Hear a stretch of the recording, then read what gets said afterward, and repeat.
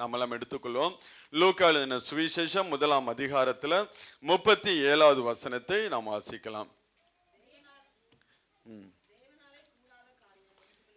தேவனாலே கூடாத காரியம் ஒன்றுமில்லை என்று சொல்லி அங்கே தேவதூதன் மரியாளை பார்த்து சொல்வதை நாம் பார்க்க முடிகிறது. ஆண்டவராகிய இயேசு கிறிஸ்துவும் சொல்லுகிறார், தேவனாலே எல்லாம் கூடும், மனுஷனாலே இது கூடாதனால் தேவனாலே எல்லாம் கூடும் என்று சொல்லி ஆண்டவராகிய இயேசு கிறிஸ்துவும் மார்க் 10ஆம் அதிகாரத்தில் ஆண்டவர் சொல்வதை நாம் பார்க்க முடிகிறது. இப்ப தேவன் நம்மளுடைய வாழ்க்கையில எல்லாவற்றையும் செய்ய அவர் வல்லமை உள்ளவராக இருக்கிறார். ஏன்னா இன்னைக்கு அநேகருடைய விசுவாசம், நம்ம ஒரு வசனம் வாசிப்போம், நியாயப்பிரமாணம் பழமையாய் பழசுப்பட்டு போயிடுச்சுன்னு சொல்லி ஒரு வசனம் இருக்கு. எங்க இருக்குன்னு தெரியல. அதே போல அநேகருடைய விசுவாசம் எனக்கு எப்படியா போயிடுச்சான், பழமைப்பட்டு போயிருச்சான். கொஞ்சம் அதை ரினியூவல் பண்ண வேண்டியது அவசியமாக காணப்படுகிறது. நம்மளுடைய பேர் என்ன, ஆனா நமக்குள்ள என்ன இருக்காது, விசுவாசம். நம்மளை கூப்பிடுறது பரிசுத்தவான்கள் கூப்பிடாம நம்மள்ட்ட இருக்கிறது பரிசுத்தம் இருக்காது. என்ன பேரை சொல்லி அழைக்கிறோமோ அதுக்கு ஆப்போசிட்டா வாழ்றவன் தான் பெந்தோகோஸ்காரன். எப்படி அதுக்கு நேர் எதிர்மறையா வாழ்ந்துகிட்டு இருப்பான். நம்ம எல்லாம் விசுவாசி என்று சொல்லி அழைக்கப்பட்டாலும் எந்த அளவுக்கு நமக்குள்ள விசுவாசம் காணப்படுகிறது என்று சொல்லி இந்த நாட்கள் அது கேள்விக்குறியாய் காணப்படுகிறது. அதனாலதான் இன்றைக்கு நம்மளுடைய விசுவாசத்தை கொஞ்சம் ரினியூவல் பண்ணி பார்க்க வேண்டும் என்று சொல்லி தேவன் விரும்புகிறவராக இருக்கார். ஆண்டவர் சொல்கிறார், தேவனாலே கூடாத காரியம் ஒன்றுமில்லை என்று சொல்லி அங்க தேவதூதன் மரியாளை பார்த்து சொல்லியானா, அங்க ஆண்டவராகிய இயேசு கிறிஸ்துவை பிறப்பை குறித்து அங்க மரியாள்கிட்ட தேவதூதன் காரியங்களை சொல்லும் போது மரியாள் அந்த தாய் அவங்க சொல்லுவாங்க, நான் புருஷனே அறியாத கன்னியாய் இருக்கிறேன் என்று சொல்லி சொல்லும் போதுதான் தேவனாலே எல்லாம் கூட. பரிசுத்த ஆவியானவர் உன்னிடத்துல வரும்போது நிழலிடும் போது நீ பரிசுத்த ஆவியினால் நிரப்பப்படுவாய், உன்னிடத்துல பிறப்பது பரிசுத்தமாய் இருக்கும் என்று சொல்லி அங்க ஆண்டவராகிய இயேசு கிறிஸ்துவின் பிறப்பை குறித்து அங்க சொல்லிட்டு தான் அவன் முடிக்கும் போது சொல்கிறான், தேவனாலே கூடாத காரியம் ஒன்றுமில்லை என்று சொல்லி அவன் முடிப்பதை நாம் பார்க்க முடியாது. அதே போலதான் தேவன் நம்மளுடைய வாழ்க்கையிலும் தேவனால எல்லாவற்றையும் செய்ய முடியுங்க. நம்மளுடைய விசுவாசத்தை வைத்து தேவனை சில நேரத்தில் நம்ம லிமிட் பண்ணுகிற பிள்ளைகளாக இருக்கிறோம். தேவன் காரியங்களை செய்ய முடியாதபடிக்கு, கிரியைகளை செய்ய முடியாதபடிக்கு, அற்புதங்களை செய்ய முடியாதபடிக்கு நம்மளே என்ன பண்ணுகிறோம், தேவன் இதற்கு மேல அவர் கிரியை செய்ய மாட்டார், இதற்கு மேலே என் வாழ்க்கை மாறாது, இதற்கு மேலே என்னுடைய வாழ்க்கை ஆசீர்வதிக்கப்படாது, என் வாழ்க்கை இப்படியே தான் இருக்கும், இந்த வியாதியில, இந்த பிரச்சனை, இந்த போராட்டம் தான் நான் வாழ்ந்து கொண்டு இருக்க வேண்டும் என வேதம் சொல்கிறது. உபத்திரம் நம்மளுடைய வாழ்க்கையில இருக்கும் என்று சொல்லி வேதம் சொல்லுது. என் வாழ்க்கையில் இந்த உபத்திரம் இருந்துகிட்டே இருக்கும் என்று சொல்லி சில நேரங்கள் நம்மளுடைய வாழ்க்கை என்ன பண்ணுகிறோம், ஒரு வட்டத்துக்குள்ள கொண்டு வந்துகிறோம். ஆண்டவருடைய வல்லமை நம்ம லிமிட் பண்ணுகிற பிள்ளைகளாக இருக்கிறோம். ஒரு நாளும் தேவனுடைய வல்லமை நம்ம லிமிட் பண்ணவே கூடாதுங்க. அவரால் முடியும், அவரால் எல்லாம் கூடும். நம்ம இன்னும் அந்த ஆசீர்வாதத்தை பெற்றுக்கொள்ள வேண்டும்னா நம்மளிடத்துல சில அவிசுவாசங்கள் இருக்கும். அதனாலதான் நம்மளுடைய வாழ்க்கையில் அந்த ஆசீர்வாதத்தை பெற்றுக்கொள்ள முடியல. ஆனால் தேவனால எல்லாம் கூட. அவரால் வனாந்தரத்தில் அவரால் வழிகளை உண்டாக்க முடியும், அவாந்தர வழிகளை அவரால் ஆறுகளை உண்டாக்க முடியும். அவர் செங்கடலை இரண்டாய் பிளக்கக்கூடிய தேவன் தான் நம்ம ஆராதிக்கக்கூடிய தேவன். எல்லா இயற்கையின் மேல அவருக்கு அதிகாரம் இருக்கு. ஹல்லேலூயா. எல்லாவற்றையும் படைத்தது அவர் தான். தான் படைத்த எல்லாவற்றின் மேலும் ஆண்டவருக்கு அதிகாரம் இருக்கு. எந்த ஒரு காரியத்துல பிரச்சனையை கொண்டோம்னா பிசாசு போய் தேவனிடத்துல பர்மிஷன் கேட்டாதான் அவனால எதையும் செய்ய முடியும். ஆண்டவருடைய பர்மிஷன் இல்லாம பிசாசால என்ன பண்ண முடியாது, ஒண்ணுமே செய்ய முடியாது. நீங்களா வாலண்டியா நீங்க அவனை வாண்டடா என்ன பண்ணீங்க, இழுத்து உள்ள விட்டா கூட அங்க போய் பர்மிஷன், ஏன்னா நம்ம வாடா உள்ளன்னு சொல்லுவோம், அப்புறம் நம்மளே அவனை எதிர்த்து நிற்பான். அதனால போய் அங்க போய் அவன் பர்மிஷனை வாங்கிக்கிட்டு தான் வருகிறவனாக இருக்கிறான். இப்ப தேவனால் மாத்திரம் தான் எல்லாம் கூடும் என்று சொல்லி வேதம் சொல்லுகிறது. அப்ப நம்மளுடைய வாழ்க்கையில எது எல்லாம் ஓப்பன் சேலஞ்சா இருக்கோ அது எல்லாவற்றையும் முறியடித்து போட தேவனால முடியுமா முடியாதா? எது எல்லாம் ஓப்பன் சேலஞ்சு நம்மளால மேற்கொள்ள முடியாதபடிக்கு நமக்கு மழை போல பிரச்சனைகள் நின்று கொண்டு இருக்கிறதோ, தேவன் நம்மளுடைய வாழ்க்கையில இடைபட ஆரம்பிக்கும் போது, தேவன் நம்மளுடைய வாழ்க்கையில கிரியைகளை செய்ய ஆரம்பிக்கும் போது எல்லாவற்றையும் கர்த்தர் மாற்றி போடுகிறவராக இருக்கிறாருங்க. அதான் ஆண்டவராகிய இயேசு கிறிஸ்து தேவனால எல்லாம் கூடும்பா அப்படின்ட்டு அவர் ஒரே வார்த்தையில முடிச்சிட்டாரு. அவரால் எல்லாம் முடியும். எல்லாம் இயற்கையின் மேல அவருக்கு அதிகாரம் உடையவராக ஆண்டவர் இருக்கார். தான் அவருடைய முழுவதுமாய் விசுவாசிக்கிற ஒவ்வொரு பரிசுத்தவான்கள் பார்த்தீங்கன்னா இயற்கையின் மேல அவங்க என்ன பண்ணாங்க, தாங்கள் தேவன் கொடுத்த அதிகாரத்தை இயற்கையின் மேல அவர்கள் செலுத்ததை நாம் பார்க்க முடியும். தேவன் அவர்கள் விசுவாசத்தின் மூலம் அவர்கள் தேவன் மேல் வைத்த நம்பிக்கை நிமித்தம் தேவன் அவர்களுக்கு கொடுத்த ஆவிக்குரிய அதிகாரங்களை எடுத்து இயற்கையை கண்ட்ரோல் பண்ணுகிறவர்களாக இருந்தார்கள். யோசுவா நமக்கு நல்லாவே தெரியும், மோசே நமக்கு நல்லாவே தெரியும். இயற்கையின் மேல அதிகாரத்தை உடையவர்களாக அவர்கள் இந்த பூமியில தேவனுக்கென்று மகிமையான சாட்சியாக வாழ்ந்து முடிந்தார். அவர்கள் மாத்திரம் இல்லைங்க, ஆண்டவராகிய இயேசு கிறிஸ்துவின் இரத்தத்தினால கழுவப்பட்ட நமக்கும் தேவன் அப்படியாப்பட்ட அதிகாரங்களை கொடுத்து வைத்திருக்கிறார். இனிமேதான் கொடுக்க போறாள். அந்த அதிகாரம் நமக்குள்ள தேவன் வைத்திருக்கிறார். அதை நம்ம ஆப்ரேட் பண்ணுகிற விதத்தை பொறுத்து தான் இருக்கு. எந்த அளவுக்கு நாம் விசுவாசத்தோடு அந்த காரியங்களை செய்ய ஆரம்பிக்கிறோமோ அந்த அளவுக்கு நாம் நம்மளுடைய வாழ்க்கையில ஜெயத்தை பெற்றுக்கொள்ள முடியுமா முடியாதா? தேவன் நமக்கு கொடுத்த அதிகாரத்தை, அந்த ஆவிக்குரிய அதிகாரத்தை நாம் சரியாக பயன்படுத்தணும் என்றால் நம்மளுடைய வாழ்க்கையில் இருக்கக்கூடிய எல்லா சேலஞ்சஸ் எல்லாம் நம்ம வந்து மேற்கொள்ள முடியும். எதுவும் நம்மளால ஒன்று. ஆனால் ஆண்டவர் யோசுவாவை பார்த்து சொன்னா, நான் மோசையோட இருந்தது போல உன்னோட கூட இருப்பேன் என்று சொல்லி சொன்னா, ஒருவனும் உனக்கு முன்பதாக எதிர்த்து நிற்பது இல்லை என்று சொல்லி ஆண்டவர் அந்த அதிகாரத்தை கொடுத்தார். ஒருவனும் உன்னால எதிர்த்து நிற்க முடியாது. எவ்வளவு பெரிய அரக்கனாக இருந்தாலும், எவ்வளவு பெரிய அதிகாரம் உடையவனாக இருந்தாலும் உனக்கு முன்பதாக ஒருவனால் நிற்க முடியாது என்று சொல்லி ஆண்டவர் அந்த அதிகாரத்தை கொடுத்தனால்தான் யோசுவா யுத்தம் செய்வது சூரியனையும் சந்திரனையும் அப்படியே தரித்து நிற்கும்படியாக ஆண்டவருடைய நாமத்தினால் அவன் கட்டளையிடுகிறவனாக காணப்பட்டான். கர்த்தர் எமோரியரை இஸ்ரவேல் புத்திரருக்கு முன்பாக ஒப்பு கொடுக்கிற அந்நாளிலே யோசுவா கர்த்தரை நோக்கி பேசி, பின்பு இஸ்ரவேலின் கண்களுக்கு முன்பதாக சூரியனே நீ கிபியோன் மேலும் சந்திரனே ஆயலோன் பள்ளத்தாக்கின் மேலும் தரித்து நில்லுங்கள் என்றான். நீதியை சரிக்கட்ட மட்டும் சூரியன் தரித்தது, சந்திரன் நின்றது. இது யாசேரின் புத்தகத்தில் எழுதியிருக்கவில்லையா? அப்படியே சூரியன் அஸ்தமிக்க தீவிரிக்காமல் ஏறக்குறைய ஒரு பகல் முழுவதும் நடுவானில் நின்றது. நீங்க வந்து யோசுவா 10ஆம் அதிகாரத்துல 12, 13, 14 வசனங்கள். இப்படி கர்த்தர் ஒரு மனிதனுடைய சொல் கேட்ட அந்த நாளை ஒத்த நாள், அதற்கு முன்னும் இல்லை அதற்கு பின்னும் இல்லை, கர்த்தர் இஸ்ரவேலுக்காக யுத்தம் பண்ணினார். இப்ப தேவனை விசுவாசிக்க ஆரம்பிக்கும் போது அவங்களுடைய வாழ்க்கையில் இருக்கக்கூடிய எல்லா ஓப்பன் சேலஞ்சஸ் எல்லாம் மேற்கொள்ள முடியாத அதிகாரத்தை தேவன் என்ன பண்ணுகிறார், அவர்களுடைய கையில். இதுக்காக நம்ம ஜெபிக்க வேண்டும். நீங்க ஜெபிக்க ஜெபிக்க ஜெபிக்க தேவன் அந்த வல்லமை உங்கள்கிட்ட கொடுத்துக்கிட்டே இருப்பாருங்க. ஜெபங்கிறது சாதாரண ஒரு ட்ரெடிஷனல் கிறிஸ்துவ வாழ்க்கை, அதனால நம்ம ஜெபிக்கணுங்கிற ட்ரெடிஷன் கிடையாது. தேவ சமூகத்தில் அமர்ந்திருக்கிற நேரத்தில் எல்லாம் தேவன் அவருடைய அதிகாரத்தை நமக்குள்ள இன்ஜெக்ட் பண்ணிக்கிட்டே இருப்பார். ஏன் இடையில நம்ம சபையில் நடத்தக்கூடிய ஜெபத்துக்கெல்லாம் வாங்கன்னு உங்களை கட்டாயப்படுத்தினா, எந்த அளவுக்கு தேவ சமூகத்துல வந்து நீங்க நல்ல ஆவியில நிரப்பப்படுகிறீங்க அந்த அளவுக்கு தேவனுடைய அதிகாரம் எல்லாம் உங்களோட வாழ்க்கையில கடந்து வரக்கூடியதாய் காணப்படுகிறது. அந்த அதிகாரத்தை பெற்றுக்கொண்டு நீங்க வெளியில போய் உங்க வாழ்க்கையில் வரக்கூடிய பிரச்சனையை பார்த்து நீங்க பேசுகிற பிள்ளைகளா இருக்கணும். பிரச்சனையை பார்த்து பேசுற பிள்ளையா இருக்கணுங்க. பிரச்சனையை பார்த்து ஓடி ஒளியக்கூடிய பிள்ளைகளாக, சூழ்நிலையை பார்த்து ஓடி ஒளியக்கூடிய பிள்ளைகளோட வாழ்க்கையில ஒண்ணுமே செய்ய முடியாது. சூழ்நிலைகளை எதிர்த்து நிற்க வேண்டும். சூழ்நிலைகளை பார்த்து நீங்க பேசுகிற பிள்ளைகளாக இருக்க வேண்டும். பிரச்சனைகளை பார்த்து நீங்க பேசுகிற பிள்ளைகளாக இருக்க வேண்டும். உங்களுடைய சரீரத்தில் வியாதியை பார்த்து நீங்க கட்டளை கொடுக்கக்கூடிய பிள்ளைகளாக இருக்க வேண்டும். அப்படி இருந்தீங்கன்னா உங்களுடைய வாழ்க்கையில் நீங்க பாருங்களேன், முதலாவது யோசுவா என்ன பண்ணுகிறான், கர்த்தரை நோக்கி பேசுறான். முதலாவது அவன் கர்த்தரை நோக்கி பேசுகிறான், அடுத்ததாக சூரியனையும் சந்திரனை நோக்கி அவன் பேசுகிற மனுஷனாக காணப்படுகிறான். இப்ப தேவ பிள்ளைகளாகிய நாமும் தேவ சமூகத்தில் அமர்ந்திருந்து ஆண்டவரோடு உறவாடும் போது, ஆண்டவரோடு நாம் பேச ஆரம்பிக்கும் போது ஆண்டவர் நமக்கு அந்த வல்லமையை நமக்கு கொடுக்கிறவராக இருக்கிறார்.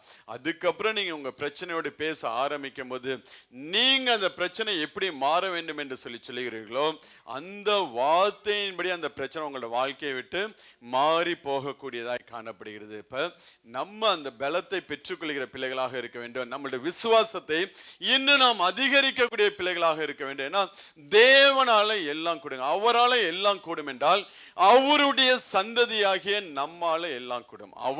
அவர் மூலமா நம்மளால எல்லாம் கூடும். நம்மளுடைய பலத்தினால இல்ல, அவர் நமக்கு கூடிய பலத்தினால் உங்களால செய்ய முடியாத காரியம் ஒன்றும் இராது என்று சொல்லி வேதம் சொல்லுகிறது. அவர் எப்படி அதிகாரம் உடையவராக இருக்கிறாரோ அதே போலதான் தம்முடைய சந்ததி. அதனால்தான் ஆண்டவர் அந்த பிள்ளைங்கிற புத்திர சுவிகாரத்தின் ஆவியை நமக்கு கொடுக்கிறார். அவர் பிதாவானால் நமக்கு அந்த அதிகாரத்தை கொடுக்க, அவருடைய சந்ததியாக கிறிஸ்துவின் சந்ததியாகிய நமக்குள்ளும் கர்த்தர் அப்படியாப்பட்ட காரியங்களை வைத்து நம்மளை ஆசீர்வதிக்கிறவராக நம்மளுடைய வாழ்க்கையில் வரக்கூடிய எல்லா பிரச்சனைகளை எதிர்த்து நின்று பேசுகிற பிள்ளைகளாக இருக்க வேண்டும்.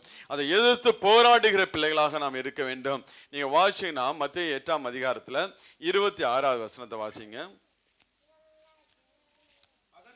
அதற்கு அவர் அற்ப விசுவாசிகளே ஏன் பயப்படுகிறீர்கள் என்று சொல்லி எழுந்து காற்றையும் கடலையும் அதட்டினார். உடனே மிகுந்த அமைதல் உண்டாயிட்டு. அடுத்த வசனம் கூட ஆச்சரியப்பட்டு இவர் எப்படிப்பட்டவரோ காற்றும் கடலும் இவருக்கு கீழ்ப்படுகிறது என்று சொல்லி அவர்கள் ஆச்சரியப்படுகிறவர்களாக காணப்பட்டார்கள். ஏன் அவர்களால் அந்த சூழ்நிலை ஏன் அவர்களால் மேற்கொள்ள முடியவில்லை என்றால் அவர்களிடத்துல காணப்பட்ட அற்ப விசுவாசம் தான். இதெல்லாம் யாரு? ஆண்டவரோட கூட இருக்கிறவங்க, 3 வருஷமா கூட வச்சு நடத்தி கொண்டு போகிறவைதான். ஆண்டவர் செய்யக்கூடிய அற்புதங்களை கண்ணார காண்கிறவர்கள் தான். அப்படியாப்பட்ட ஜனங்கள் அவர்களிடம் அந்த சூழ்நிலையை பார்த்து அவங்க அவ்விசுவாசப்படும் போது அவங்களால ஒண்ணுமே பிரச்சனையை பார்த்து மேலும் மேலும் பயப்படுகிற மனுஷனாக தான் இருக்கிறார். ஆண்டவர் எந்திரிச்சு முதலாவது சொல்லுகிறார், அற்ப விசுவாசிகளை ஏன் பயப்பட்டீர்கள்? நம்மளையும் பார்த்து ஆண்டவர் இப்படிதான் கேட்பாரு. சூழ்நிலைகளை பார்த்து பிரச்சனைகளை பார்த்து நீங்க அழுதுகிட்டு இருந்தீங்கன்னா ஆண்டவர் உங்களை ஆறுதல் படுத்த மாட்டாரு. அப்படியே உங்களை தடவி கொடுத்து, அப்படியாப்பா அவ்வளவு பிரச்சனையா இருக்கா, அவ்வளவு பாடா இருக்கா, அவ்வளவு கஷ்டமா இருக்கலாம் தடவி பல்லார்னு ஒண்ணு கொடுப்பாரு. எப்படி கொடுப்பாரு? பல்லார்னு ஒண்ணு கொடுத்து ஏண்டா அழுதுகிட்டு இருக்கேன்னு கேட்பாரு. ஏன்னா நமக்குள்ள தேவன் அப்படியாப்பட்ட வல்லமையெல்லாம் வச்சிருக்கிறாங்க. இந்த வேதத்தை எழுதி கொடுத்துற, வேதத்தின் மகத்துவம் எழுதி கொடுத்திருக்கிறார். அவரால் என்னென்ன செய்ய முடியும் என்று சொல்லி எல்லாவற்றையும் டெமான்ஸ்ட்ரேட் பண்ணி காமிச்சிட்டாரு. இனிமே ஆண்டவர் ஒரு புதிய காரியத்தை டெமான்ஸ்ட்ரேட் பண்ணி தான் நமக்கு நமக்குள்ள விசுவாசத்தை கொண்டு வைக்கணுங்கிறது கிடையவே கிடையாது. எல்லாவற்றையும் செய்து இந்த வேதத்துல எழுதி வச்சிருக்கிறாரு. எழுதி கொடுத்த ஆண்டவர் நம்ம ஒரு பிரச்சனையை பார்த்து அழுதுட்டு உட்காந்துன்னா சிலப்பா அழுவோம், நம்ம கண்ணீர் வரதான் செய்யும். ஆனாலும் விசுவாசத்தை விட்டு விடாம என்னால தாங்க முடியல ஆண்டவரே, எனக்கு பலனை தாங்க என்று சொல்லி தேவ சமூகத்தில் அழுகணுமே ஒழிய இது என்னாகுமோ ஏதாகுமோ, இப்படியோ போன பிரச்சனை எப்படி போய் முடியுமோ என்று சொல்லி உட்காந்து ஒப்பாரி வச்சுக்கிட்டு இருக்க கூடாது. ஒப்பாரிக்கு அழுகைக்கு வித்தியாசம் இருக்குல்ல? வித்தியாசம் இருக்கா இல்லையா? ஒப்பாரி வேற, அழுகை வேற. வெளியில போய் கேட்டு தெரிஞ்சுங்க என்னென்ன வித்தியாசம் என்று சொல்லி.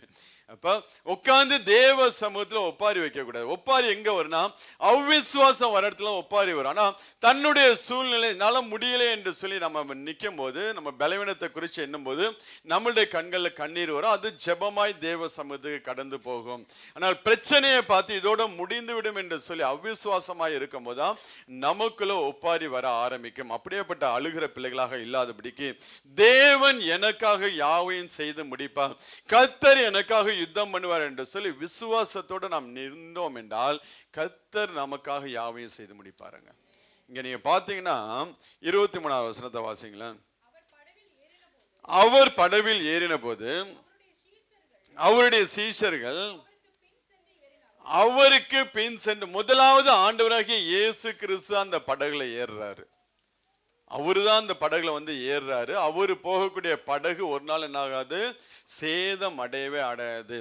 எப்படி ஆண்டவர் வந்து அந்த படகுல ஏறினார் என்று சொல்லுகிறோமோ, அதே போலதான் நம்மளுடைய வாழ்க்கையில ஆண்டவர் தாங்க வாலண்டியரா வந்து ஏறினாரு. நம்ம அவரை தேடி போனோமா, அவர் நம்மளை தேடி வந்தாரா?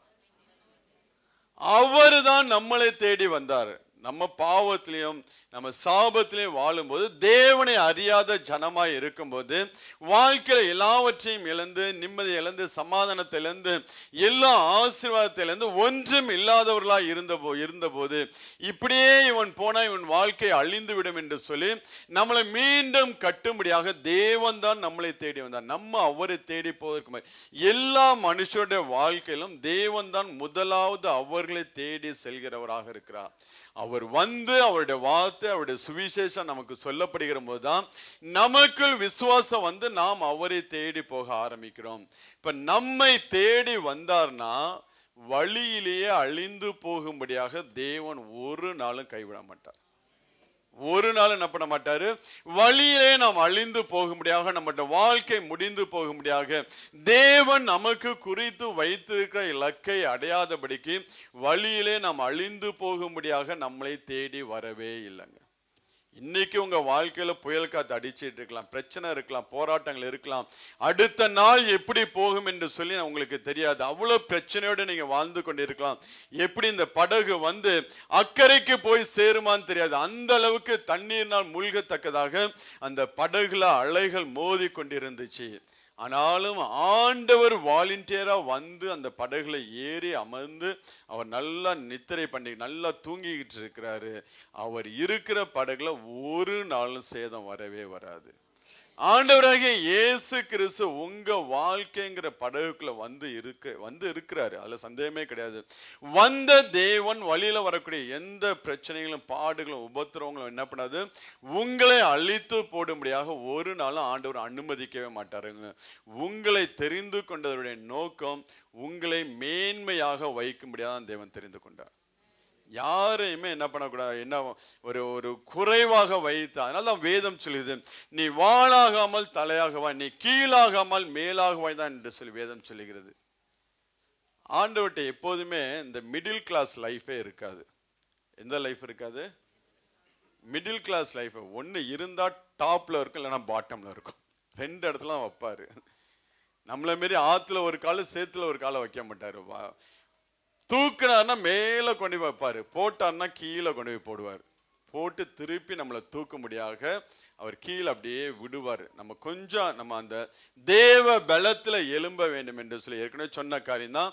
அந்த கழுகு இருக்கு பாத்தீங்களா, கழுகு என்ன பண்ண, தன் குட்டிய தன் தோல்ல சிறகுல வச்சு நல்லா மேல ஹைட்ல கொண்டு போய் அப்படியே அதை விட்டுரும்.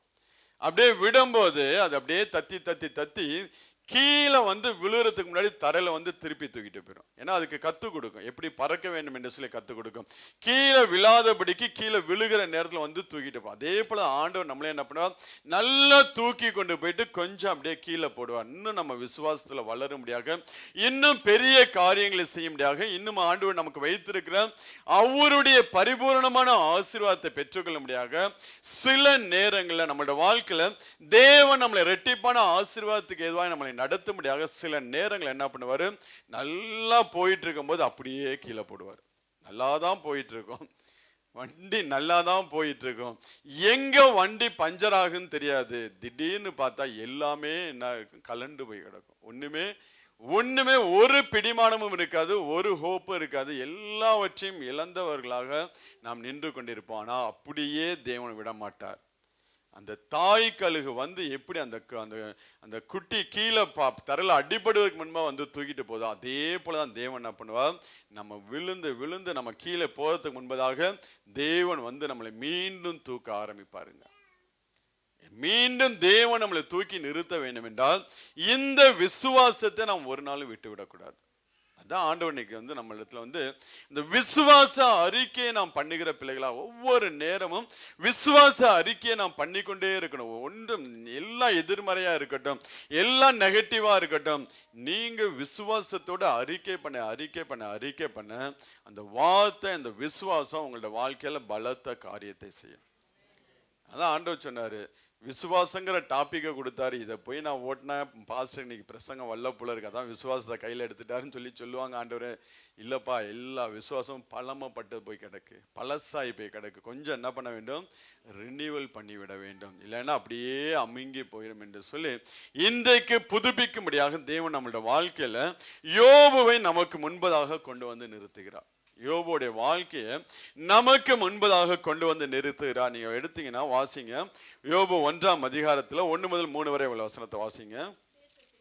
ஊத்சு தேசத்திலே யோபு என்னும் பெயர் கொண்ட ஒரு மனுஷன் இருந்தான்.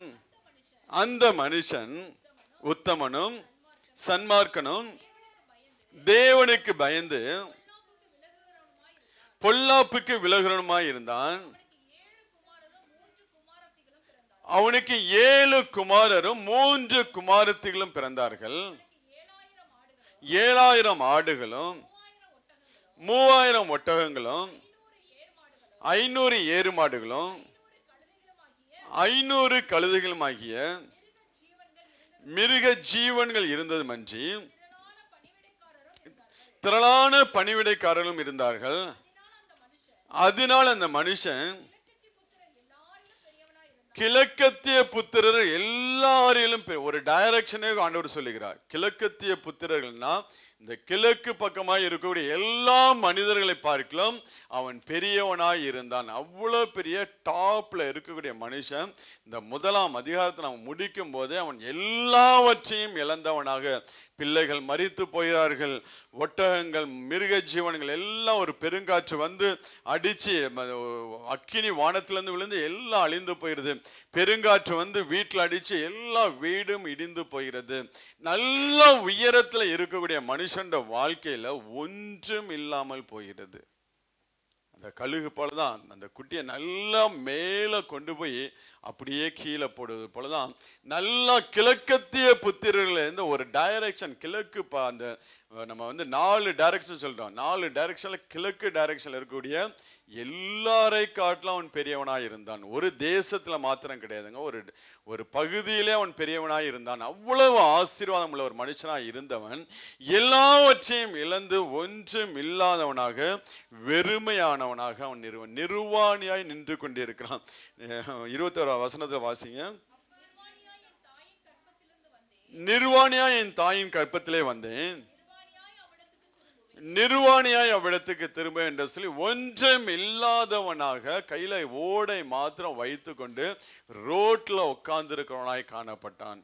அவ்வளவு உயர்ந்தவனாய் இருந்த மனுஷன் வாழ்க்கையில ஏன்னா 7000 ஆடுகள் 3000 ஒட்டகங்கள் 500 ஏறு மாடுகள் 500 கழுதைகள் என்று சொல்லி நம்ம இன்னைக்கு வந்து ஒரு பிரைவேட் ஜெட் வச்சிருந்தாலே பெரிய ஆளுன்னு சொல்லிக்கிட்டு இருக்கானுங்க. இவன்ட கணக்கை நீங்க போட்டு பார்த்தீங்கன்னா 100 கணக்கில் அவன்கிட்ட பிரைவேட் ஜெட் வந்திருக்கணும். அவ்வளவு ஆசீர்வாதம் உள்ள ஒரு மனுஷனாய் காணப்பட்டான். அவ்வளவு உயரத்துல இருந்த மனுஷன் எல்லாவற்றையும் இழந்து ஒன்றும் இல்லாதவனாய் காணப்படுகிறான். அந்த நேரத்துல யோபு சொல்லக்கூடிய வார்த்தை 3ஆம் அதிகாரத்துல 25ஆவது வசனத்தை வாசிங்களேன். நான் பயந்த காரியம் எனக்கு நேரிட்டது, நான் அஞ்சினது எனக்கு வந்தது என்று சொல்லிச்சு. நான் பயந்த காரியம், அவனுக்குள்ள அவன் எல்லா ஆசீர்வாதம் இருந்தவன் சன்மார்க்கனும் தேவனுக்கு பயப்படக்கூடிய மனுஷனாய் காணப்பட்டாலும் அவனுக்குள்ள காணப்பட்ட சில நெகட்டிவ் தாட்ஸ், சில அவ்விசுவாசமான காரியங்கள் என்ன பண்ணது, நான் பயந்த காரியம் எனக்கு நேரிட்டது, நான் அஞ்சினது எனக்கு வந்தது என்று சொல்லி யோபு சொல்லுவதை நான் பார்க்க முடிகிறது. கொஞ்சம் ஒரு 5% வச்சிங்களேன், அவனுக்குள்ள இருந்த அவ்விசுவாசம், அவனுக்குள்ள இருந்த பயம் என்ன பண்ணுகிறது, என் வாழ்க்கையில வந்தது. நான் பயந்த காரியம் எனக்கு நேரிட்டது, நான் அஞ்சினது எனக்கு வந்தது என்று சொல்லுகிறான். அப்ப அவன் அந்த இடத்துல அவன் கொஞ்சம் யோசிச்சு பார்க்கிறான். நான் பயந்த காரியம் என் இடத்துல வரும்போது என்னுடைய அவ்விசுவாசம் என் வாழ்க்கையில இவ்வளவு பெரிய காரியங்கள் இவ்வளவு பெரிய இறப்புகளை கொண்டு வரும்போது நான் விசுவாசமாய் இருந்தா எல்லாவற்றையும் என்னால பெற்றுக்கொள்ள முடியும் என்று சொல்லி அவன் விசுவாசிக்க ஆரம்பிச்சாங்க. நான் அவ்விசுவாசமாய் இருந்த கொஞ்சம் ஒரு நெகட்டிவ் தாட்ஸ், நெகட்டிவா நான் நினைச்ச காரியமே என் வாழ்க்கையில இவ்வளவு பெரிய இழப்புகளை கொண்டு வந்துருச்சுன்னா, நான் விசுவாசத்தோட இருந்தா என் வாழ்க்கையில எப்படியாப்பட்ட ஆசீர்வாதத்தை தேவன் எனக்கு கொடுப்பார் என்று சொல்லிதான் அதுக்கப்புறம் அவனுடைய வாயிலிருந்து வர வார்த்தைகள் பார்த்தீங்கன்னா ஒவ்வொன்றும் விசுவாச அறிக்கை பண்ணக்கூடிய வார்த்தையா தான் இருந்துச்சு. சில நேரங்கள் அவன் புலம்புவான், சில வேதனைகளை சொல்லக்கூடிய, ஆனாலும் அவனுடைய வாயிலிருந்து வரக்கூடிய ஒவ்வொரு வார்த்தைகளும் அது விசுவாசம் உள்ள ஒரு வார்த்தைகளாக காணப்பட்டுச்சு. அவன் ஒன்றும் இல்லாதவனாய் ரோட்ல இருந்து கொண்டிருக்கிறான், ஒரு நம்பிக்கையும் கிடையாது, சூழ்நிலைகள் எப்படி மாறும் என்று சொல்லி தெரியாது. ஆனால் நான் பயந்த காரியம் என் வாழ்க்கையில வந்து என் வாழ்க்கையில அழிச்சு போட்டுச்சுன்னா, எனக்குள்ள விசுவாசம் இன்னும் அதிகமானுச்சுன்னா, இன்னும் நான் விசுவாசத்தோட சொல்ல ஆரம்பிச்சேன்னா, தேவன் என்னை மீண்டும் எடுத்து நிறுத்துவார் என்று சொல்லிதான் ஒவ்வொரு ஸ்டேட்மெண்ட் கொடுக்கும் போது அவன் விசுவாசத்தோட சொல்ல ஆரம்பிச்சான். அவன் காரியங்கள் எல்லாம் அவன் வித்தியாசமாய் பார்க்க ஆரம்பித்தான். தன் வாழ்க்கையில தன்னுடைய சூழ்நிலைகளை பார்க்கவில்லை, தேவன் என்னை எப்படியாய் உயர்த்த முடியும், என்னை எப்படியாய் ஆசீர்வதிக்க முடியும், ஏற்கனவே என்னை ஆசீர்வதித்த தேவன் தான், அவருடைய கரத்திலிருந்து ஆசீர்வாதத்தை பெற்றுக்கொண்ட நான், என்ன தேவன் மீண்டும் என்னால் என்னை ஆசீர்வதிக்க முடியும் என்று சொல்லி அவன் விசுவாசத்தோடு வார்த்தைகளை சொல்ல ஆரம்பிக்கும் போது ஒவ்வொரு சூழ்நிலை விசுவாச அறிக்கை பண்ண பண்ண பண்ண ஆண்டவர் அவனுடைய காரியங்கள் எல்லாம் ரீஸ்டோர் பண்ண ஆரம்பிக்கிறார். ஒவ்வொரு காரியத்தையும் ரீஸ்டோர் பண்ணி தான் அவனுக்கு ரெட்டிப்பான ஆசீர்வாதத்தை அவனுடைய வாழ்க்கையில தேவன் என்ன பண்ணுகிறான், கொடுக்கிறவராக இருக்க. அதனால நம்மளுடைய வாழ்க்கையில சூழ்நிலைகளை பார்த்து, பிரச்சனைகளை பார்த்து ஒரு நாள் என்ன பண்ணக்கூடாது, நம்மளுடைய நம்பிக்கையை விட்டு விடக்கூடாதுங்க. ஒரு நாளும் விசுவாசத்தை விட்டு விடக்கூடாது. தேவன் நமக்கு வாக்குத்தத்தம் பண்ணி இருந்தார்னா அந்த வார்த்தையை பிடித்து கொள்ள வேண்டும். எப்படியும் அந்த வார்த்தையை தேவன் நிறைவேற்றி முடிப்பா. ஒரு நாளும் தரையில போடுகிற தேவன் அல்லவே அல்ல, எப்படியும் அவர் நிறைவேற்றி முடிப்பார். அதனால்தான் வார்த்தையை நீங்கள் தேவ கரத்தில் நீங்கள் பெற்றுக்கொள்ள வேண்டும். நீங்க ஆசீர்வாதத்தை கேட்பதை பார்க்கலாம், தேவ சமூகத்திலிருந்து ஆண்டவர் என்னோட நீங்க பேசுங்க, ஆண்டவரே உடைய வார்த்தையை கொண்டு நீர் என்னோட நீங்க பேசுங்க என்று சொல்லி ஆண்டோடைய வாயிலிருந்து நான் வார்த்தையை பெற்றுக்கொள்கிற பிள்ளைகளாக இருக்க வேண்டும். நீங்க வார்த்தையை பெற்றுக்கொண்டீங்கன்னா அந்த வார்த்தை உங்களோட வாழ்க்கையில ஆசீர்வாதத்தை கொண்டு வரும். நம்ம என்ன போய் கேட்போம் ஆண்டவர்கிட்ட, நம்ம ஆசீர்வாதம் தான் கேட்போம். அதனால வர்றதும் போறதுமா இருக்கு. நீங்க வார்த்தையை கேட்டு பெற்றுக்கொண்டீர்கள் என்றால் அந்த வார்த்தையை பிடித்து கொண்டு நீங்க தேவ சமூகத்தில் செபிக்கிற பிள்ளைகளாக இருந்தீங்கன்னா மேலும் மேலும் மேலும் ஆண்டவர் என்ன பண்ணுவார், உங்களை உயர்த்தி கொண்டே போவார். உங்க வாழ்க்கையில சில குறைவுகள் வரும், ஆனால் அந்த குறைவுகள் வரும்போது உங்களை ரெட்டிப்பான ஆசீர்வாதத்துக்கு ஏதுவாய் நடத்தும்படியாக தான் தேவன் உங்களை தூக்கி எடுத்து நிறுத்துகிறவராக இருப்பார். அதனால ஒரு நாளும் உங்களுடைய விசுவாசத்தை விட்டுறாதீங்க. எந்த காரியமாக இருந்தாலும் நெகட்டிவாக திங்க் பண்ணாதீங்க. நெகட்டிவ் தாட்ஸ், நெகட்டிவ் திங்கிங், இன்னும் அவிசுவாசமான காரியங்கள், இது எல்லாவற்றையும் பிசாசு தான் கொண்டு வருவான். இது யாரு கொண்டு வருவான்? பிசாசு தான் கொண்டு வரும். அதனால அந்த காரியம் உள்ள உங்களிடத்துல வரும்போது இயேசு கிறிஸ்துவின் நாமத்தினால இந்த எண்ணத்தை, இந்த சிந்தனையை நான் கடிந்து தூரப்படுத்துகிறேன் என்று சொல்லி நீங்க ஜெபிக்க ஆரம்பிக்கும் போது அந்த காரியம் உங்களோட வாழ்க்கையை விட்டு போகும். நீங்க எதிர்த்து நிக்கணும். விசுவாசத்தில் என்ன பண்ண வேண்டும், நீங்க பிசாசை எதிர்த்து நிக்க வேண்டும், நெகட்டிவ் தாட்ஸை எதிர்த்து நிக்க வேண்டும், அவிசுவாசமான எண்ணங்களை எதிர்த்து நிக்க வேண்டும். எதிர்த்து நின்று நீங்க ஜெபிக்க ஆரம்பிக்கும் போது தேவன் கொடுத்த வார்த்தைகளை நீங்க அறிக்கை பண்ணுகிற பிள்ளைகளாக இருந்தீங்கன்னா அதுதான் உங்களோட வாழ்க்கையில விசுவாச அறிக்கையாக. அந்த வார்த்தையை சொல்லும் போது உண்மையிலே கர்த்தர் எனக்கு கொடுத்த வாக்கு தத்தத்தின்படி ஆண்டவர் சொல்லுகிறார், நீங்க காற்றையும் பார்க்க மாட்டீங்க, மழையும், ஆனால் வாய்க்கால்கள் நிரப்பப்படும். சூழ்நிலைகளை பார்த்து ஒரு நாளும் கிறிஸ்தவம் வாழவே கூடாதுங்க. சூழ்நிலைகள் நொடி பொழுதுல அதை மாற ஆரம்பிச்சோம். நம்ம நினைக்கிறோம் அப்படி இருக்கும் இப்படி இருக்கும், இதுக்கெல்லாம் வருஷங்கள் ஆகும் என்று சொல்லி நம்ம நினைக்கலாம். ஆண்டவர் இமை பொழுது சூழ்நிலைகளை மாற்றி போடுவார். அதனால காற்றையும் பார்க்க மாட்டேன், வாய்க்கால்கள், நீங்க மழையும் பார்க்க, ஆனால் வாய்க்கால்கள் நிரப்பப்படும். இது என்ன நிரப்புகிறது ஆண்டவருடைய காரியம். அது நம்ம போட்டு என்ன பண்ணக்கூடாது, யோசிச்சுட்டு இருக்க. நம்ம போட்டு அதை கவலைப்படு. நிரப்புகிறது தேவனுடைய காரியம். தேவ சமூகத்துல ஒப்பு கொடுக்கும் போது காற்று அடிச்சாலும் சரி, மழை வந்தாலும் சரி வராது, நம்ம வாய்க்கால்கள், விசுவாச வாய்க்கால்களை வெட்டி வைக்கும் போது ஆண்டவர் அதை நிரப்புகிறவராக இருக்கிறார். நீங்கள் காற்றையும் காண மாட்டீர்கள். கர்த்தர் வரைக்கும் எந்த வசனம்? 2 ராஜாக்கள் 3:16-17 எலிசா கொண்டு தேவன் சொல்லக்கூடிய வார்த்தையும், கர்த்தர் உரைக்கிறது என்னவென்றால், இந்த பள்ளத்தாக்கிலே எங்கும் வாய்க்கால்களை வெட்டுங்கள், நீங்கள் காற்றையும் காண மாட்டீர்கள், மழையும் காண மாட்டீர்கள், ஆனாலும் நீங்களும் உங்கள் ஆடு மாடுகளும் உங்கள் மிருக ஜீவங்களும் குடிக்கும்படிக்கு இந்த பள்ளத்தாக்கு தண்ணீரால் நிரப்பப்படும் என்று சொல்லி கர்த்தர் சொல்லுகிறார். இந்த பள்ளத்தாக்கு எல்லாம் என்ன பண்ணும்? தண்ணீரால் நிரப்பப்படும் என்று சொல்லி ஆண்டவர் அப்படியாய் நதியை திருப்பி கொண்டு வந்து தேவன் அந்த பள்ளத்தாக்கை நிரப்புகிறவராக இருக்கிறாங்க. தன்னுடைய ஜனத்துக்காக தேவன் என்ன பண்ணுவார்? இயற்கைகளை எல்லாம் மாற்றி அமைக்கிறவராக இருக்கிறார். தன்னுடைய ஜனத்தை ஆசீர்வதிக்கும்படியாக, தன்னை விசுவாசிக்கிற பிள்ளைகளோட வாழ்க்கையில் அற்புதங்களை செய்யும்படியாக இயற்கைகளை எல்லாம் தேவன் மாற்றி அமைக்கக்கூடியவதாங்க. அதனால்தான் அவரால் எல்லாம் கூடும் என்று சொல்லி தேவதூதன் நாங்கள் சொல்லுகிறோம். தேவனாலே கூடாத காரியம் ஒன்றுமில்லை. நம்ம தான் என்ன பண்ணுகிறோம்? நம்மளுடைய அவிசுவாசத்தை கொண்டு வந்து வைக்கும் போது அங்கே தேவனால கிரியை செய்ய முடியாது. உங்க அவிசுவாசத்தை கொண்டு வந்து நீங்க வச்சிட்டு நீங்க வந்து ஜெபம் பண்ணிட்டு எந்திரிக்கும் போது இதெல்லாம் எங்க மாற போதீங்கன்னா மாறவே மாறாது. அவ்வளவு நேரம் ஆண்டவரே மாற்றுங்க மாற்றுங்க, என்னை ஆசீர்வதிங்க, சூழ்நிலைகளை மாத்துங்க, வியாதியை மாத்துங்கன்னு சொல்லி ஜெபம் பண்ணிட்டு எந்திரிக்கும் போது இதெல்லாம் மாற போகுதுன்னு சொல்லிட்டு எந்திரிச்சோன்னா ஒரு நாளும் மாறாது. தேவனால முடியும். ஆனாலும் என்ன பண்ணும்? உங்களுடைய அவிசுவாசமான வார்த்தையை பிசாசு பிடிச்சுக்கிட்டு தேவ சமூகத்துல போய் அங்க ஆர்கியூ பண்ணுவான். அவன் தான் அவிசுவாசமா இருக்கிறான். அவனோட வாயின் வார்த்தைகள் இப்படியா இருக்கு, ஆண்டவர் நீங்க எப்படி கிரியை செய்வீங்கன்னு சொல்லி அங்க போய் ஆர்குமெண்ட் பண்ணுவான். அதனால்தான் விசுவாச வார்த்தைகளை சொல்லும் போது தேவன் உங்களுடைய வாழ்க்கையில அற்புதங்களை செய்வதற்கு ஏதுவாக இருக்கும். என்ன சூழ்நிலைகள் இருந்தாலும் ஒரு நாள் என்ன பண்ணாதீங்க, நெகட்டிவ் தாட்ஸ் எதுவும் நீங்க வந்து உங்க வாயில சொல்லவே சொல்லாதீங்க. அவிசுவாசமான காரியங்களை சொல்லவே சொல்லாதீங்க. வார்த்தைகளை சொல்ல ஆரம்பிங்க. யோபு தான் பார்த்தான், நான் பயந்த காரியம் எனக்கு நேரிட்டது, நான் அஞ்சினது எனக்கு வந்து இவ்வளவு ஆசீர்வாதங்களை பெற்றுக்கொண்ட நான், எனக்குள்ள இருந்த அந்த கொஞ்சம் அவிசுவாசம் கொஞ்சம் பயம் என் வாழ்க்கையில எப்படியாப்பட்ட பிரச்சனை கொண்டு வந்துச்சுன்னா, நான் முழுவதுமாய் ஆண்டவரை விசுவாசிக்க ஆரம்பிச்சேன்னா என் வாழ்க்கை எப்படியாய் ஆசீர்வதிக்கப்படும் என்று சொல்லிதான் ஒவ்வொரு காரியத்தை அவன் சொல்ல ஆரம்பிக்கிறான். நீங்க யோபு 5ஆம் அதிகாரத்துல 9-10 வசனத்தை வாசிங்க. ஆராய்ந்து முடியாத பெரிய காரியங்களையும் எண்ணி முடியாத அதிசயங்களையும் அவர் செய்கிறார்.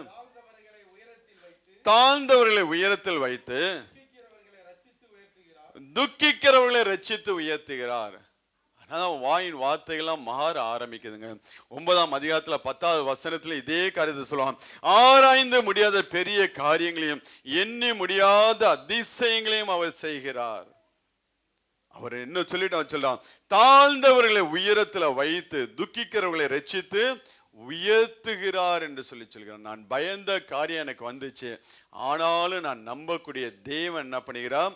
துக்கிக்கிறவர்களை அவர் ரட்சித்து அவர் உயர்த்துகிறார் என்று சொல்லி விசுவாசமான வார்த்தைகளை சொல்ல ஆரம்பிக்கும் போதுதான் இந்த வார்த்தைகள் ஒண்ணு ஆண்டவர் கேட்டுக்கிட்டே இருக்கிறார். ஆண்டவர் இந்த காரியங்களை அனுமதிச்சாரு. பிசாசு போய் கேட்டான். பிசாசு வந்து ஆண்டவர் வந்து அவன் வாழ்க்கையில் இந்த காரியங்கள் எல்லாம் ஆண்டவர் அனுமதிச்சாரு. ஆண்டவர் அனுமதிச்ச போதிலும் யோபு வந்து ஒவ்வொரு வார்த்தைகளை சொல்ல ஆரம்பிக்கும் போது இந்த வார்த்தைகள்லாம் ஆண்டவர் கவுண்ட் பண்ணிக்கிட்டே வர்றாரு. ஏன் அவனுக்கு ரெட்டிப்பான ஆசீர்வாதத்தை கொடுத்தார்னா அவனுடைய வாயின் வார்த்தைகள் அவனுடைய விசுவாசத்தை எல்லாம் கனப்படுத்த முடியாதாங்க. தாவீது இழந்த எல்லாவற்றையும் சகலவற்றையும் மீட்டு கொண்டு வந்தான். கொஞ்சம் என்ன பண்ணா கொள்ளை பொருளை கொண்டு வந்தான், மீட்டு கொண்டு வந்தான். அவன் பிரயாசத்துல அவன் விசுவாசத்துல என்ன பண்ணா கொள்ளை பொருளை அவன் மீட்டு கொண்டு வந்தான். ஆனால் யோபு இழந்த எல்லாவற்றையும் ரெட்டிப்பாய் பெற்றுக்கொண்டான் என்றால் அவனுடைய விசுவாச கிரியைகள் தான். அதான் யாக்கோபு சொல்லும் போது கிரியை இல்லாத விசுவாசம் செத்த விசுவாசம் என்று சொல்லி சொல்கிறார். நம்ம கிரியைகளோடு முயற்சி செய்ய ஆரம்பிக்கும் போது நம்மளோட வாழ்க்கையில விசுவாசம் என்ன பண்ணுது? காரியங்களை வாய்க்க செய்கிறதாய் காணப்படியப்ப நம்ம இன்னும் வந்து விசுவாசிக்கிற பிள்ளைய சூழ்நிலைகளை பார்த்து விடக்கூடாது. என் தேவன் என்னை உயர்த்த வல்லவர், அவரால் முடியும், அவரால் கூடும். நம்ம ஒன்றும் இல்லாமல் இருந்தால் கூட அவரால் எல்லாம் கூடும், அவரால் எல்லாம் முடியும், தேவனால கூடாத காரியம் ஒன்றுமில்லை என்று சொல்லி அந்த வார்த்தையை சொல்லிக்கிட்டே இருக்கணுங்க. ஒரு நாள் நம்ம என்ன பண்ணக்கூடாது? நம்ம சோர்ந்து விடக்கூடாது, நம்ம பலவீனப்பட்டு உட்கார்ந்துடக்கூடாது. எல்லாம் இழந்த போதிலும் யோபு சொல்லுவது போல அவர் ஆராய்ந்து முடியாத பெரிய காரியங்களையும் எண்ணி முடியாத அதிசயங்களையும் செய்கிறார். தாழ்ந்தவனை உயரத்தில் வைத்து துக்கிக்கிறவர்களை ரட்சித்து உயர்த்துகிறார் என்று சொல்லி அவன் சொல்லுவது போல நம்மளுடைய வாழ்க்கையிலும் நெகட்டிவான வார்த்தைகளை சொல்லுகிறதை விட்டுட்டு பாசிட்டிவான வார்த்தைகளை சொல்ல ஆரம்பிக்கும் போது தேவன் காரியங்களை வாய்க்க செய்கிறவராக இருக்கிறார். இன்னும் நீங்க வாசிங்கன்னா 12ஆம் அதிகாரத்துல 16வது வசனத்தை வாசிங்க. அவரிடத்துல பலனும் ஞானமும் உண்டு, மோசம் போக்கிறவனும்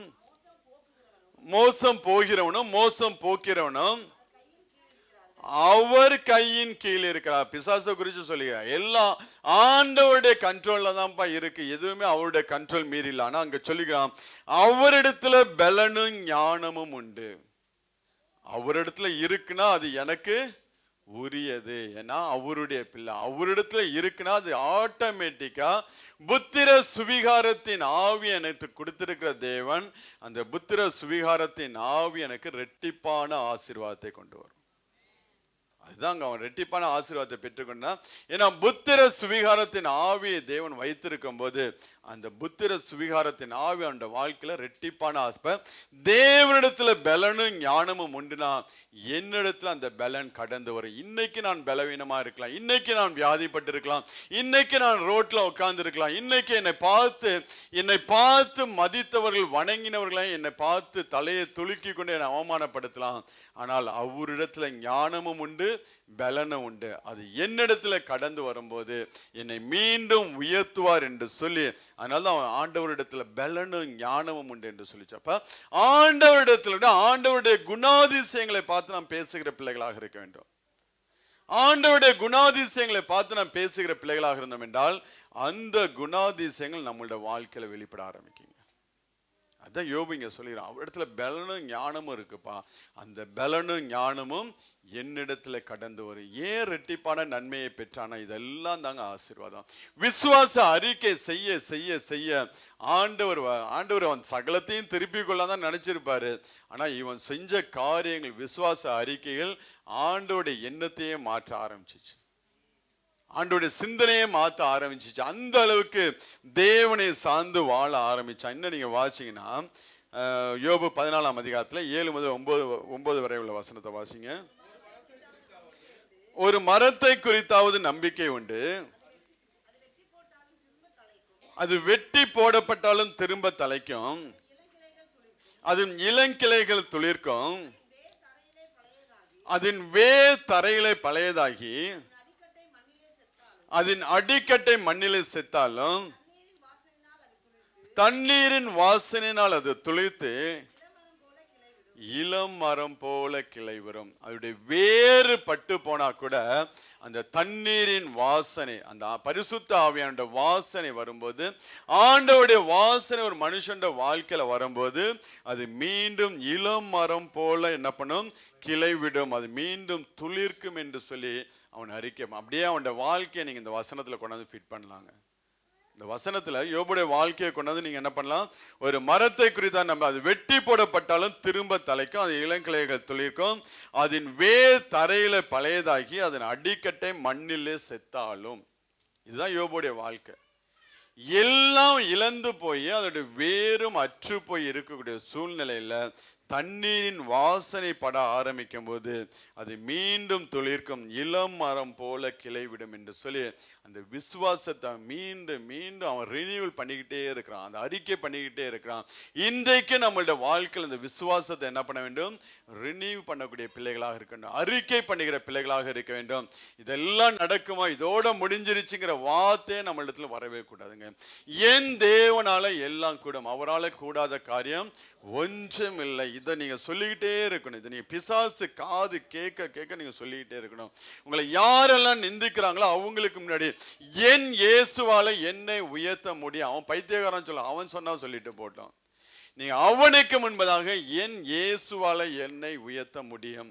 அவனுக்கு நேரா வேதத்தை தூக்கிட்டு நீங்க ஆலயத்துக்கு போறதும் வேதத்தை தூக்கிட்டு போய் நீங்க செபிக்கிறதும் பார்க்கும்போது பைத்தியக்காரன் என்று சொல்லி சொல்லுவோம். ஆனா இதையெல்லாம் ஆண்டவர் பார்த்துக்கிட்டே இருப்பாரு. இவ்வளவு பிரச்சனைகளும் அவன் என்னை ஆராதிக்கும்படியாக கடந்து வரானு, இவ்வளவு சூழ்நிலையிலும் வந்து முழு இருதயத்தோடு என்னை மகிமைப்படுத்துகிறானே என்று சொல்லி ஆண்டவர் அதை எல்லாம் பார்த்துக்கிட்டே இருப்பாருங்க. நீங்க என்ன இழந்திருந்தாலும், என்ன உங்க கைவிட்டு போனாலும், எல்லாம் உங்க கண்ட்ரோல் மீறி போனா கூட பட்டு போனா கூட இன்னைக்கு ஆண்டவரால் என்ன பண்ண முடியும்? மீண்டும் துளிர் விட செய்ய முடியும். மீண்டும் ஆண்டவரால் எடுத்து நிறுத்தம். இதோட முடிஞ்சிச்சு. முடிவுங்கிறது ஆண்டவருடைய கரத்துல கிடையாதுங்க. ஆண்டவருடைய கரத்துல முடிவுங்கிறதே கிடையாது. நம்ம தான் முடிக்கிறோம் எல்லாத்தையும். ஆண்டவருடைய நீங்க ஆண்டவருடைய பரிபூர்ணமான பார்க்கறது எல்லாத்துக்கும் ஒரு எல்லை இருக்கு. ஆனா அவருடைய கற்பனைகளும் மகா விஸ்தாரம் என்று சொல்லுகிறது. அவருடைய கற்பனைக்கு என்ன கிடையாதா? முடிவே, நோ லிமிட், நோ பார்டர். அவருடைய கற்பனை என்ன? அவருடைய இருதயத்தின் நினைவுகள், இருதயத்தின் எண்ணங்கள். தன்னுடைய பிள்ளை எப்படியாய் ஆசீர்வதிக்க வேண்டும் என்று சொல்லி தேவன் எண்ணம் கொண்டிருக்கிறார். சகல சம்பூர்ணத்திற்கும் எல்லையை கண்டேன். அவருடைய கற்பனையோ மகா விஸ்தாரம். சகல பரிபூர்ணத்துக்கு என்ன பண்ணாங்களா? எல்லையை கண்ட. ஆனா அவருடைய கற்பனையோ மகா. அதனால்தான் அவருடைய இருதயத்தின்படிதான் அவர் நம்மளை ஆசீர்வதிக்கிறவராக இருக்கிறார். அதுக்கு no limit, no border, no boundary. அவருடைய ஆசீர்வாதம் ஏரெட்டிப்பான ஆசீர்வாதம். இதெல்லாம் யோபுடைய ரகசியம். யோபு அந்த ஆசீர்வாதத்தை பெற்றுக்கொண்டோடைய ரகசியம் எங்க இருக்குன்னா, நான் பட்டு போய், இன்னைக்கு என் வாழ்க்கை பட்டு போயிருக்கலாம், இன்னைக்கு என்னுடைய வேறு பட்டு போயிருக்கலாம், ஆனால் அந்த தண்ணீரின் வாசனை வர ஆரம்பிச்சிச்சுன்னா மீண்டும் துளிர் விட செய்கிற தேவன் தான் நான் ஆராதிக்கக்கூடிய கர்த்தர். இன்னைக்கு என்ன உங்க வாழ்க்கையில முடிஞ்சிச்சு, பட்டு போனிச்சு நீங்க நினைச்சீங்கன்னா ஆண்டவர் சொல்ல மீண்டும் துளிர் விட செய்வேன் என்று சொல்லி ஆண்டவருங்க சொல்லுவதை நாம் பார்க்க முடிகிறது. அடுத்து நீங்க யோபு 19ஆம் அதிகாரம் 25ல இருந்து 27 வரை உள்ள வசனத்தை வாசி. என் மீட்பர் உயிரோடு இருக்கிறார் என்றும் அவர் கடைசி நாளில் பூமியின் மேல் நிற்பார் என்றும் நான் அறிந்திருக்கிறேன். இந்த என் தோல் முதலானவைகள் அழுகி போன பின்பு நான் என் மாம்சத்திலிருந்து தேவனை பார்ப்பேன், அவரை நானே பார்ப்பேன். அந்நிய கண்கள் அல்ல, என் கண்களை அவரை காணும். அவரை நானே பார்ப்பேன், அந்நிய கண்களை, என் கண்களை அவரை காணும். இந்த வாஞ்சையால் என் உள்ளந்தரியங்கள் எனக்கு சோர்ந்து போயிடும் என்று சொல்லி இந்த வாஞ்சை அவனுக்குள்ள வரும். அந்த எதிர்பார்ப்பு அதிகமா இருக்கும் போது அதை எதிர்பார்த்து அவனுக்குள்ள ஒரு சோர்வு இருக்கு என்று சொல்லி. ஆனா அவன் சொல்லக்கூடிய நல்ல வார்த்தை, இந்த தோல் முதலானவைகள் அழுகி போன பின்பும் நான் என் மாம்சத்தில் இருந்த அவர் தேவனை பார்ப்பேன். என்னுடைய சரீரம் அழுகி போனா கூட, என்ன வியாதி என்ன பலவீனப்பட்டு போனாலும் என் முழு பலத்தோட என்னுடைய கண்கள் அவரை காணும்.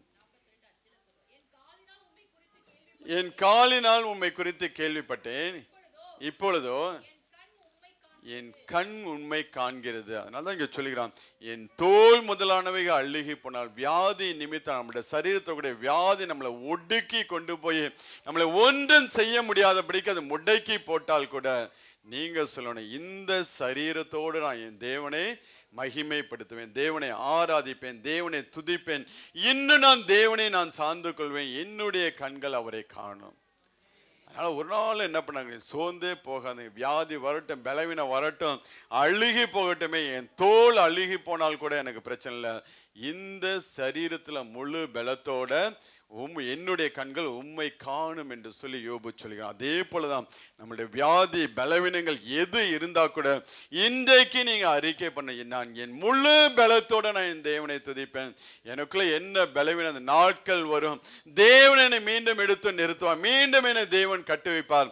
அந்த நாட்கள்ல முழு பலத்தோட நான் தேவனை துதித்து மகிமைப்படுத்துவேன் என்று சொல்லி நம்ம விசுவாசத்தோட சொல்ல ஆரம்பிச்சோம் என்றால் அந்த விசுவாசம் நம்மளோட வாழ்க்கையில் என்ன பண்ணும், காரியங்களை வாய்க்க செய்யும். அந்த விசுவாசத்தை ரினிவல் பண்ணிக்கிட்டே இருக்கணும், அந்த விசுவாசத்தை அறிக்கை பண்ணிக்கிட்டே இருக்கணும், விசுவாச வார்த்தைகளை சொல்லிக்கிட்டே இருக்கணும், பயந்து போய்க்கணும். நம்ம இருதயத்துல வரக்கூடிய எண்ணத்துக்கெல்லாம் இடம் கொடுக்க கூடாது. எண்ணங்கள் வரும், சிந்தனைகள் வரும், அதெல்லாம் தூக்கி தூர போட்டுட்டு என் மீட்பர் உயிரோடு இருக்கிறார், மரித்து 3ஆம் நாள் உயிரோடு எழுந்த இயேசு கிறிஸ்து இன்றைக்கும் வல்லமை உள்ளவராக எங்கள் மத்தியில் வாசம் பண்ணிக்கோ, எனக்குள்ள அவர் இருக்கிறாங்க. இன்றைக்கு என்னுடைய படகு தண்ணீர்னால மூழ்கி இருக்கலாம், புயல் காற்றினால் அலைப்பட்டு கொண்டிருக்கலாம், ஆனால் எனக்குள்ள இயேசு இருக்கிறார். அந்த விசுவாசத்தை மாத்திரம் நம்ம விட்டு விடக்கூடாது. அந்த விசுவாசத்தில் இருக்கும்போது நம்மளை மீண்டும் எடுத்து நிறுத்தக்கூடிய தேவன் தான் நம்ம ஆராதிக்கக்கூடிய கர்த்தர். அதனால்தான் 23ஆம் அதிகாரத்துல 14ஆவது வசனத்துல அவன் சொல்லுகிறான், அவர் உதடுகளின் கற்பனைகளை குறித்து நான் பின்வாங்குவதில்லை. 23:14 எனக்கு குறித்திருக்கிறதை அவர் நிறைவேற்றுவார், இப்படிப்பட்டவைகள் இன்னும் அநேகம் அவரிடத்துல உண்டு. எனக்கு குறித்திருக்கிறதை அவர் என்ன பண்ணுவாரா? டைம் இல்ல. எல்லாவற்றையும் அனுபவித்த மனுஷன், அதாவது இனிமேதான் ஆசீர்வாதத்தை அனுபவிக்க. ஒரு காலத்துல என்ன பண்ணா, எல்லா ஆசீர்வாதத்தையும் கிழக்கத்திய புத்திர எல்லாரை காட்டிலும் மிக பெரியவனாக இருந்த மனுஷன் இன்னைக்கு எல்லாவற்றையும் இழந்திருக்கிறான். ஆனாலும் அவன் சொல்ல, எனக்கு குறித்திருக்கிறதை அவர் நிறைவேற்றுவார். நான் இழந்தது எனக்கு பொருட்டல்லப்பா, நான் மீண்டும் பெற்றுக்கொள்வேன்.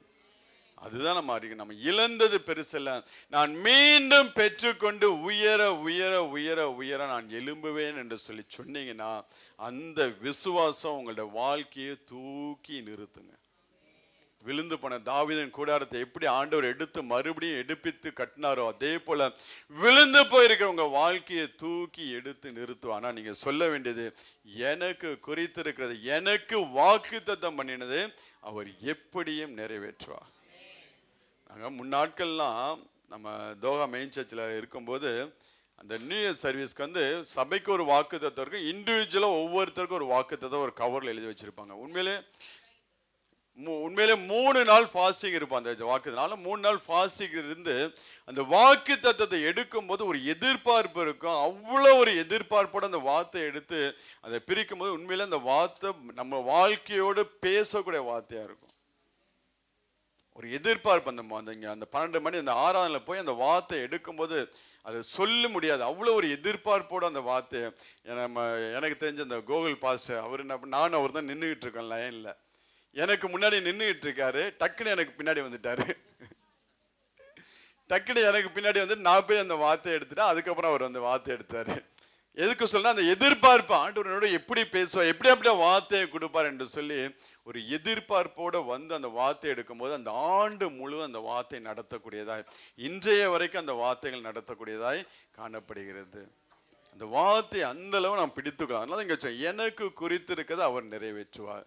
இப்போ அவருடைய வாயிலிருந்து நம்ம என்ன பண்ணணும், வார்த்தையை பெற்றுக்கொள்கிற பிள்ளைகளாக இருக்கணும். வார்த்தையை மட்டும் நீங்க வாங்கிட்டீங்க, வாயை பிடுங்கிட்டீங்க வச்சுங்களேன், ஆண்டோடைய வாயை பிடுங்கிட்டீங்கன்னா அதை எப்படியும் அவர் நிறைவேற்ற. நீ கல்லறைக்குள்ள போனா கூட எடுத்து அதை நிறைவேற்றிட்டு தான் திருப்பி கொண்டு போய் உங்களை அடக்கம் பண்ணுவார். அதுவரை முடிக்காம ஆண்டவர் என்ன பண்ண மாட்டார், விட மாட்டார். அதனால வார்த்தையை பெற்றுக்கொள்ள வேண்டும். எனக்கு குறித்து என்னென்ன உங்களுக்கு குறித்து இருக்கிறார் என்று சொல்லி நீங்க அறிந்து கொள்ளணும். அதனால தெரியாதனாலதான் இன்னைக்கு நீங்க புலம்பிட்டு இருக்கீங்க. உங்களை குறித்து ஆண்டோடைய நோக்கம் என்ன, ஆண்டோடைய திட்டம் என்ன, உங்களை குறித்து, உங்கள் குடும்பத்தை குறித்து, உங்களுடைய பிள்ளைகளை குறித்து ஆண்டவர் என்னென்ன ஆசீர்வாதங்கள் வைத்திருக்கிறார் என்று சொல்லி உங்களுடைய விசுவாச கண்கள் பார்த்துட்டு வச்சுங்களேன், நீங்க எங்க ஒண்ணு இல்லாதவங்களா போனா கூட நீங்க சொல்ல, எனக்கு குறித்ததை எப்படியும் நிறைவேற்றுவா, என் பிள்ளைகளுக்கு குறித்து வைத்திருக்கிறது தேவன் எப்படியும் கொடுத்து எடுத்து உயர நிறுத்துவார் என்று சொல்லி அந்த அந்த என்ன சொல்ல, என் ஜனங்கள் அறியாமையினால் தான் சங்காரம் ஆகிறார்கள். அதான் ஆண்டோடைய பெரிய ஒரு இருதயத்துல காணப்படக்கூடிய ஒரு பாரம். என் ஜனங்களை அறிய மாட்டேங்கிறாங்கப்பா, நான் அவ்வளவு ஆசீர்வாதத்தை வைத்திருக்கிறேன், திறந்த வாசலை உங்களுக்கு முன்பதாக வச்சிருக்கிறேன், அவங்களுக்கு புரிய மாட்டேங்குது, தெரிய மாட்டேங்குது.